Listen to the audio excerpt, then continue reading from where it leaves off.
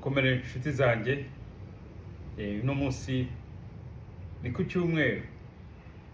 cyumweru kirashize, ariko icyo nshaka kubashishikariza, ikintu cya mbere ni ukwita ku buzima bwawe. Ubuzima bwawe nicyo kintu cya mbere. Ubuzima bwa mbere ni wowe. Ugomba kubwiyitaho buri munsi, ukabitekerezaho buri munsi. Iyo utekereza kurya, ni uko uba utekereza kubaka ubuzima bwawe. Ni kimwe rero, ugomba kwishyiramo gukora imyitozo buri munsi nk'uko utekereza kurya. Ugomba buri gihe gutekereza imyitozo yawe kugira ngo ukomeze ubuzima bwawe. Iyi ni inspiringa no kumotivatinga hagati yacu, kuko ni ikintu kitoroshye, ni ikintu tudakumye gutekereza cyane, twumva ko nta kibazo gihari, ariko rero ikibazo kirahari.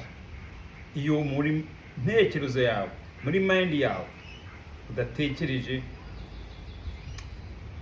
gukora exercise se, wajya muri gym se, wajya koga se, ugomba kugira ikintu ushyira muri mind yawe ugomba gukora, bitewe no kureba ubuzima bwawe, kuko ni wowe wa mbere.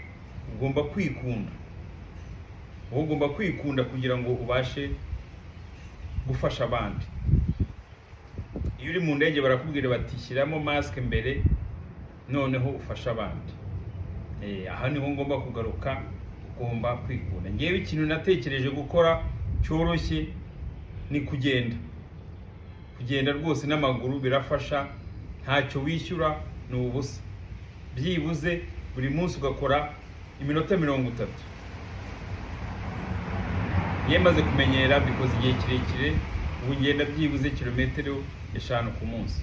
Ariko rero ugomba kugira aho uhera umunsi ku munsi, niba ari iminota 30, ukayihorana utasiba na rimwe. Birafasha cyane. Yes.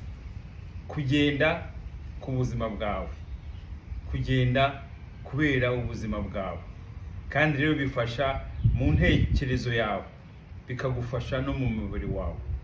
Ntukajye ubyibagirwa. Sawa, murakoze, mugire umunsi mwiza. Niba wagiye mu misa, ujye mu misa, hanyuma ujye no for walk, ujye mu exercise. Okay, sawa, murakoze.